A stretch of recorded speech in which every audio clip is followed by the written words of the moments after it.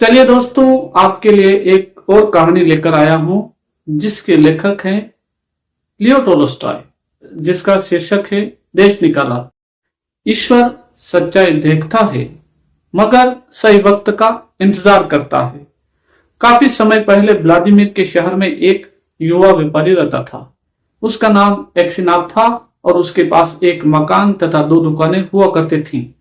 एक्सिनाप का रंग लाल था और बाल गुंगराले थे। वह बहुत ही खुश मिजाज और एक अच्छा गायक भी था। जब वह युवा था तब बहुत शराब पीता था और कभी कभी नशे की हालत में हिंसक भी हो जाता था। मगर अपनी शादी के बाद उसने शराब पीना छोड़ दिया और केवल कभी कभी ही मौज मस्ती करता था। एक बार गर्मी के मौसम में एक्सिनॉप एक नए शहर में एक बड़ा मेला देखने जा रहा था। जब वह अपने परिवार को गुड बाय कर रहा था तभी उसकी पत्नी ने कहा, इवान डेमित्रिविच, आज मत जाओ, मैंने तुम्हारे लिए एक बुरा सपना देखा है। एक्सिनॉप उस पर हंसा और बोला, क्या तुम अभी भी डर रही हो कि मैं मेले में मौज मस्ती करने लगूंगा? उसकी पत्नी ने कहा, मुझे नहीं पता कि मैं क्यों डर रही हूं, पर मैंने एक बुरा सपना देखा है कि तुम शहर से घर वापस आने वाले हो और तुम जब अपना हेट उतारते हो तो तुम्हारे सारे बाल सफेद हो चुके हैं।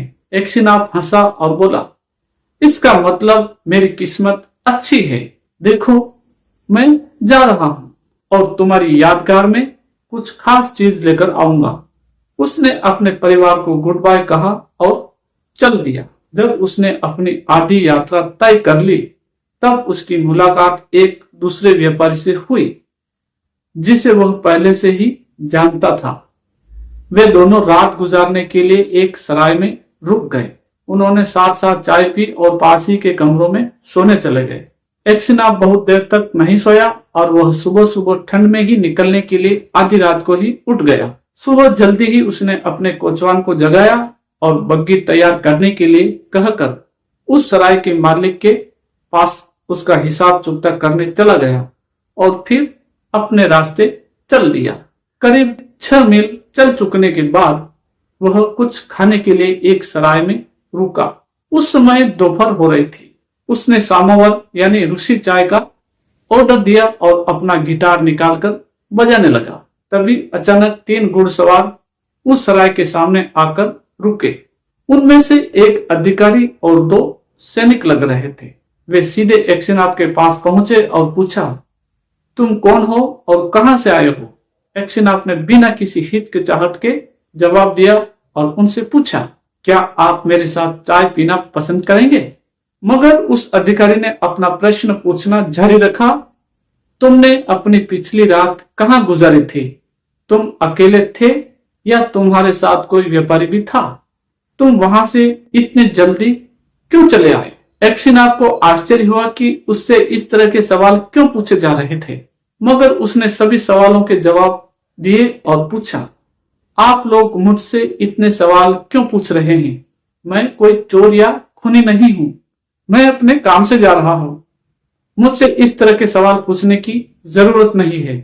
तब उस अधिकारी ने सैनिकों को बुलाया और कहा, मैं पुलिस इंस्पेक्टर हूं और इसलिए पूछताछ कर रहा हूं। तुमने जिस व्यापारी के साथ रात गुजारी थी उसकी चाकू मारकर हत्या कर दी गई है। तुम मुझे अपनी चीजें दिखाओ, मुझे तुम्हारी तलाशी लेनी है। वे लोग सराय के अंदर गए और उन्होंने व्यापारी का बक्सा व बैग खोलकर उसकी तलाशी ली। अचानक पुलिस इंस्पेक्टर ने बैग से एक चाकू निकाला और पूछा, यह चाकू किसका है? एक्सिनॉप ने देखा कि वह चाकू खून से रंगा हुआ है और वह उसी के बैग से निकला है। वह बुरी तरह से डर गया। इस चाकू पर किसका खून लगा है? एक्सिनॉप ने जवाब देने की कोशिश की मगर उसके गले से शब्द नहीं निकल पा रहे थे। मैं नहीं जानता, यह चाकू मेरा नहीं है। पुलिस इंस्पेक्टर ने कहा, आज सुबह वह व्यापारी अपने बिस्तर पर मरा हुआ मिला। चाकू से उसकी हत्या कर दी गई। तुम्हारे सिवा यह काम किसी ने भी नहीं किया है। वह सराय भीतर से बंद थी और तुम्हारे अलावा उसमें और कोई नहीं था। खून से सना वह चाकू भी तुम्हारे बैग से बरामद हुआ है और तुम्हारे चेहरे पर तुम्हारा जुर्म नजर आ रहा है। मुझे बताओ कि तुमने उसे किस तरह से मारा और उससे तुमने कितनी रकम चुराई। एक्शनाप ने कसम खाकर कहा कि उसने यह सब नहीं किया है और उस व्यापारी के साथ रात की चाय पीने के बाद उसने उसे देखा तक नहीं। ये 8,000 रूबल उसके अपने हैं और यह चाकू भी उसका नहीं है। लेकिन उसकी आवाज कांप रही थी और चेहरा पीला पड़ चुका था। वह एक दोषी व्यक्ति की तरह डर से कांप रहा था।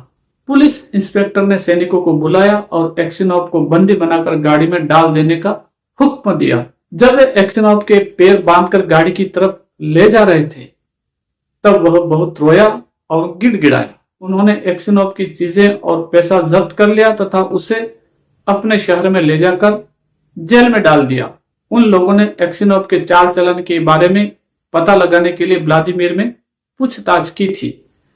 वहां के सभी व्यापारियों और नागरिकों ने बताया कि जब वह युवा था तब शराब पीने का आदी था और कभी कभी हिंसक भी हो जाता था, मगर अब वह एक अच्छा आदमी है।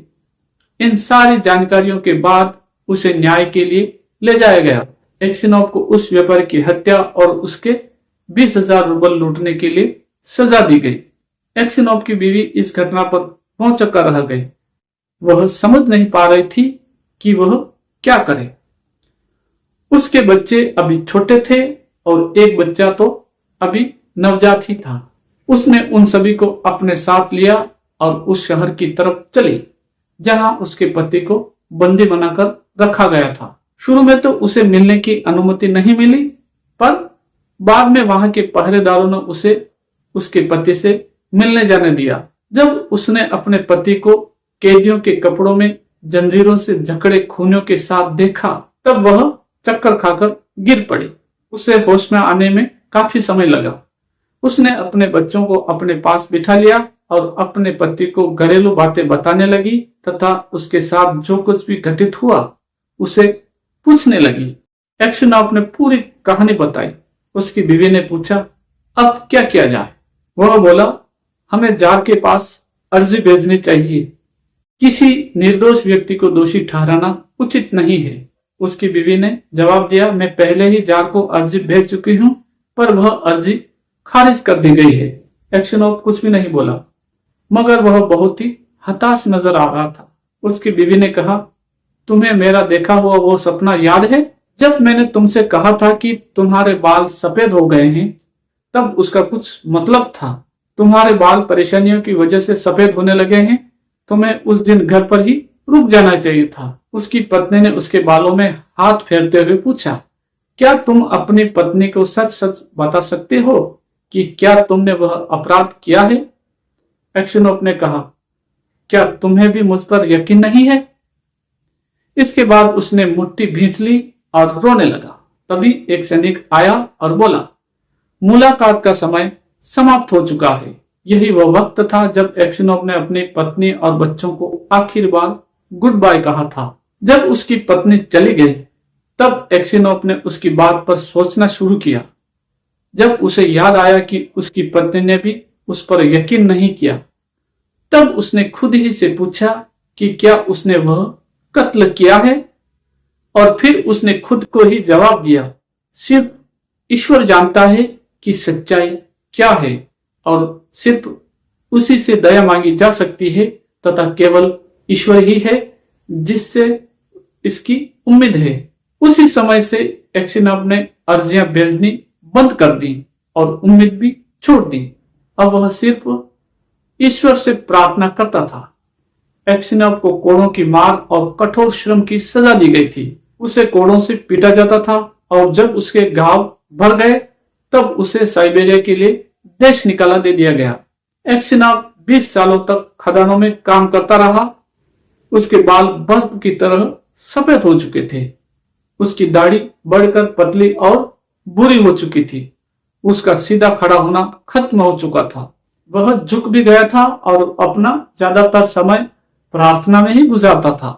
एक्शनॉफ ने जेल में रहते हुए जूते बनाने सीख लिए थे और उससे कमाए हुए धन से उसने कुछ धार्मिक किताबें खरीदी। जब जेल में रोशनी होती तब वह उन्हें पढ़ा करता था। छुट्टियों में वह जेल के गिरजाघर भी जाता था और बाइबल भी पढ़ता था और उसे सुर में गाता भी था। उसकी आवाज अच्छी और तेज थी। जेल के अधिकारी एक्सिनोव की विनम्रता की वजह से उसे पसंद करते थे। जेल के साथी बंदी भी उसका आदर करते और उसे दादा व ईश्वर का आदमी पुकारते थे। जब कभी वे अर्जी देना चाहते तब वे एक्सिनोव को ही इसे अधिकारियों के पास पहुंचाने के लिए चुनते थे। जब कभी कैदियों में आपस में झगड़ा होता तब वे फैसले के लिए एक्सिनोव के ही पास जाते थे। एक्सिनोव के पास उसके घर से एक भी चिट्ठी नहीं आई थी और उसे यह भी पता नहीं था कि उसकी पत्नी और बच्चे जीवित हैं भी या नहीं। एक बार कुछ नए कैदी जेल में आए। शाम को सभी पुराने कैदी नए आने वाले कैदियों के चारों तरफ बैठ गए और उनसे यह पूछना शुरू किया कि वे किस शहर या गांव से आए हैं और उनका अपराध क्या था। उस समय एक्सिनोव भी अपनी बेंच पर एक अजनबी के साथ सिर झुकाकर लोगों की बातें सुन रहा था। कैदियों में से एक काफी लंबा और तगड़ा था। उसकी उम्र भी तकरीबन 7 वर्ष के आसपास होगी। उसकी दाढ़ी घनी और बुरी थी। वह बता रहा था कि उसे क्यों गिरफ्तार किया गया था। उसने कहा, भाइयों, मुझे बिना किसी वजह के ही भेज दिया गया है। मैंने एक स्लेज गाड़ी से घोड़ा खोला ही था कि उन्होंने मुझे पकड़ लिया और कहा कि मैं उसे चुरा रहा था। मैंने उनसे कहा कि मैं थोड़ा तेज चलना चाहता था और इसीलिए मैंने घोड़े को चाबुक मारा था तथा इसका मालिक मेरा दोस्त है।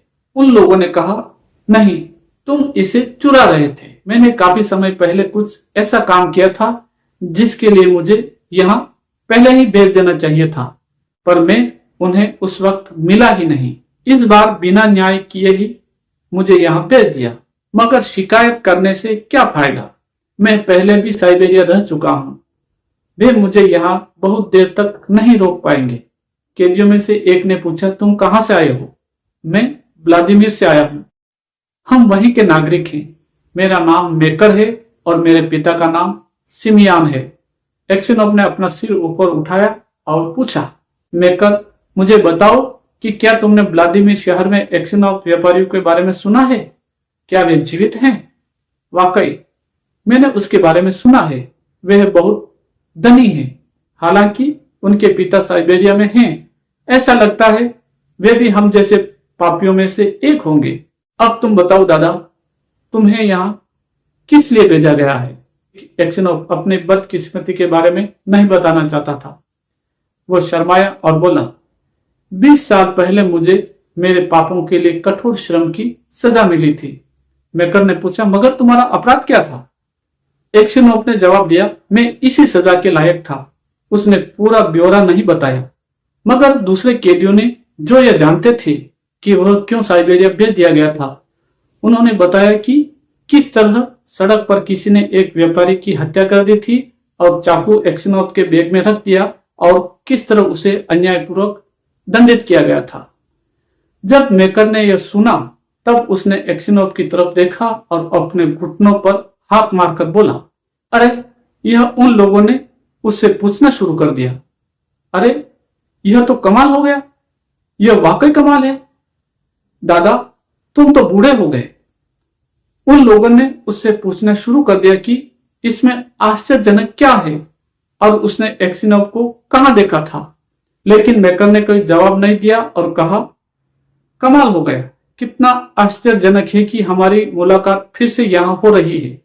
जैसे ही उसने इन शब्दों को कहा, एक्सिनोव को महसूस हुआ कि शायद यह आदमी उस आदमी को जरूर जानता होगा जिसने उस व्यापारी का कत्ल किया था। वह बोला, मेकर, क्या तुमने इस अपराध के बारे में पहले भी सुना है या तुमने मुझे पहले भी कभी देखा है? हाँ, मैंने इसके बारे में सुना है। उस समय शहर में भारी भीड़ थी, मगर यह घटना काफी पहले हुई थी। अब मैं भूल भी गया हूं कि मैंने क्या सुना था। एक्सिनोव ने पूछा, शायद तुमने सुना हो कि किसने उस व्यापारी की हत्या की थी। मेकर हंसा और बोला, उसी ने हत्या की होगी जिसके बैग में वह चाकू मिला था। यह तो किसी के लिए भी बिल्कुल नामुमकिन था कि वह तुम्हारे बैग में चाकू रख देता और यह करते हुए पकड़ा भी न जाता। वह चाकू तुम्हारे बैग में कैसे रख सकता था? क्या वो बैग तुम्हारे सिर से बिल्कुल पास नहीं रखा था? तुम उसकी आवाज सुन सकते थे, क्यों ऐसा नहीं है? जैसे ही एक्सनोव ने इन शब्दों को सुना, वो समझ गया कि यही वह आदमी है जिसने उस व्यापारी की हत्या की थी। वह तुरंत खड़ा हुआ और चला गया। सारी रात वह सो नहीं सका। उसके मन में एक गहरा दुख उमड़ पड़ा और उसकी यादाश्त में पुरानी यादें फिर से ताजा हो गईं। उसे याद आ गया कि किस तरह से उसकी पत्नी पिछली बार उसके साथ मेले में गई थी। उसे लगा कि वह जिंदा है और उसके बगल में खड़ी है तथा वह उसकी आंखें और चेहरा देख रहा था। उसे उसकी हंसी और उसके शब्द सुनाई पड़ रहे थे। फिर उसकी कल्पना उसे उसके बच्चों के पास ले गई, जहां उसका एक बेटा छोटे से फर के कोट में था और दूसरा बेटा अपनी मां की छाती से चिपका हुआ था। उसने अपनी खुद की भी कल्पना की, जिसमें वह जवान और खुश था। उसे याद आया कि वह किस तरह उस सराय की सीढ़ियों पर बैठा था और गिटार बजा रहा था। वह उस समय कितना खुश था।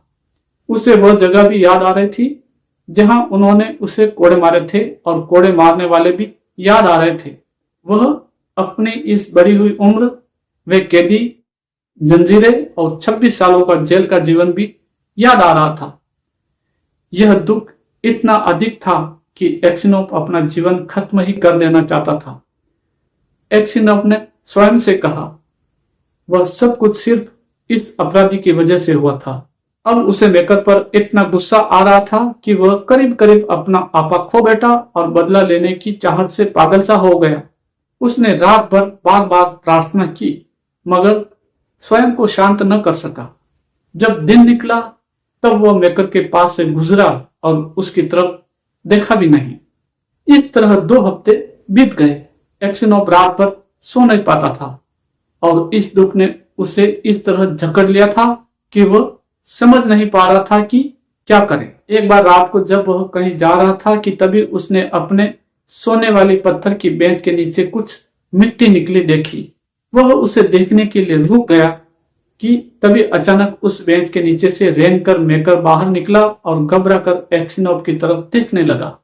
एक्सिनोव उसकी तरफ देखे बिना ही जाने वाला था कि तभी मेकर ने उसकी बाह पकड़ ली और बताने लगा कि किस तरह से उसने दीवार के नीचे सुरंग बनाई है और किस तरह वह जूतों में मिट्टी भरकर रोजाना बाहर जाते समय सड़कों पर फेंक देता है।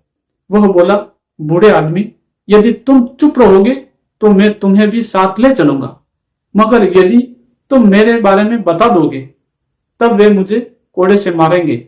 इसके बाद मैं तुम्हारे साथ बुरा सलूक करूंगा और तुम्हें मार डालूंगा।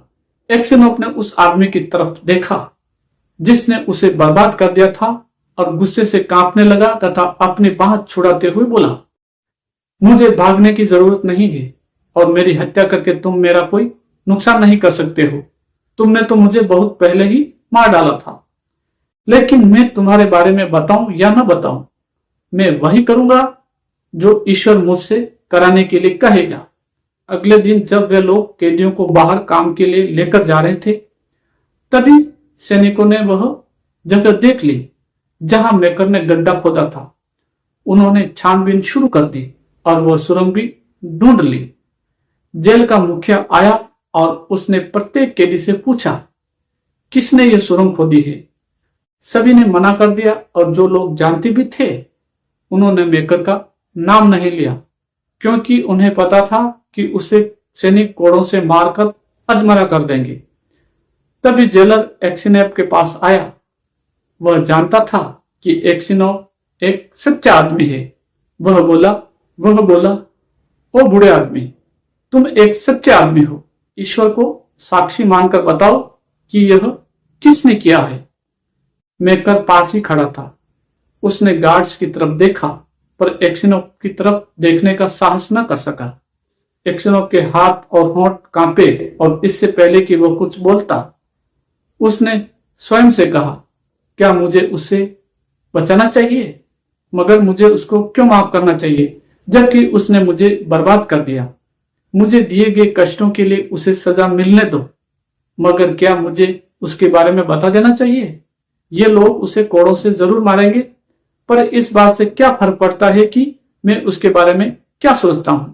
क्या इससे मुझे कुछ आराम मिल जाएगा? एक बार फिर जेलर ने पूछा। वो बुजुर्ग आदमी, सच्चाई बताओ, किसने सुरंग खोदी है? एक्सिनोफ ने मेकर की तरफ देखा और कहा, महोदय, मैं यह आपको नहीं बता सकता हूं। ईश्वर ने मुझे यह बताने की अनुमति नहीं दी है। मैं नहीं बताऊंगा। आप मेरे साथ जो चाहे कर सकते हैं। मैं आपके अधीन हूं। जेलर की सारी कोशिशों के बावजूद एक्सिनोफ ने कुछ भी नहीं बताया और वे इस बात को नहीं जान सके कि वह सुरंग किसने खोदी थी। आधी रात को जब एक्सिनोफ अपने पत्थर की बेंच पर सोया था कि तभी उसे लगा कि कोई आया है और उसके पैरों के पास बैठ गया है। उसने अंधेरे में देखने की कोशिश की और देखा कि वह मेकर था। एक्सिनोफ ने उससे पूछा, तुम मुझसे क्या चाहते हो? तुम यहाँ क्या कर रहे हो? मेकर चुप रहा। एक्सिनोफ उठकर बैठ गया और बोला, तुम क्या चाहते हो? चले जाओ, नहीं तो मैं गार्ड को बुला दूंगा। मेकर एक्सिनोफ के ऊपर झुका और फुसफुसाता हुआ बोला, इवान डिमित्रिविच, मुझे माफ कर दो। एक्सिनोफ ने पूछा, मैं तुम्हें किस लिए माफ कर दूं? मैंने ही उस व्यापारी का कत्ल किया था और मैंने ही वह चाकू तुम्हारे थैले में छिपा दिया था। मैं तो तुम्हारी भी हत्या करना चाहता था, पर बाहर शोर सुनकर मैंने वह चाकू तुम्हारे थैले में छिपा दिया और खिड़की से बाहर निकल गया। एक्सिनोफ ने कुछ नहीं कहा और उसे समझ में भी नहीं आ रहा था कि वो क्या करे। मेकर उस बेंच से नीचे उतरकर जमीन पर घुटनों के बल बैठ गया और कहने लगा, इवान डिमित्रिविच, मुझे माफ कर दो। ईश्वर के लिए मुझे माफ कर दो। मैं अपना अपराध स्वीकार कर लूंगा कि मैंने ही उस व्यापारी की हत्या की थी और वे तुम्हें माफ कर देंगे। फिर तुम अपने घर जा सकोगे। एक्सिनोफ ने कहा, तुम्हारे लिए यह कहना आसान है, पर मैं इसे कैसे सह सकूंगा? अब मैं जाऊंगा भी कहां? मेरी बीवी मर चुकी है और मेरे बच्चे भूल चुके हैं। मेरे पास जाने के लिए कोई जगह नहीं है। मेकर वहां से उठा नहीं और अपना सिर जमीन पर पटकते हुए बोला, इवान डिमित्रिविच, मुझे माफ कर दो। जब वे लोग मुझे कोड़े से मारते हैं तब उसे बर्दाश्त करना मेरे लिए आसान है, पर तुमसे नजरें मिलाना आसान नहीं है। तुमने इतना सब कुछ होने पर भी मुझ पर दया दिखाई और मेरे बारे में कुछ भी नहीं बताया। हालांकि मैं बहुत बुरा आदमी हूं, फिर भी ईश्वर के लिए मुझे माफ कर दो। इतना कहकर मेकर सुबकने लगा। जब एक्सिनोफ ने मेकर का सुबकना सुना तब उसकी भी आंखों में आंसू आ गए और उसने कहा, ईश्वर तुम्हें माफ कर देगा, पर शायद मैं तुमसे 100 गुना अधिक बुरा आदमी रहा हूंगा। तभी अचानक एक्सिनोफ को एक अजीब सी शांति का एहसास हुआ और उसने अपने घर का दुख मनाना बंद कर दिया। अब उसके मन में जेल को छोड़कर जाने की इच्छा भी समाप्त हो गई और वह अपने अंतिम पलों के बारे में सोचने लगा। मेकर ने एक्सिनोफ की बात नहीं मानी और अपना अपराध स्वीकार कर लिया। जिस दिन एक्सिनोफ को जेल से घर जाने का आदेश मिला, उसी दिन उसके प्राण पखेरु उसे छोड़कर चले गए।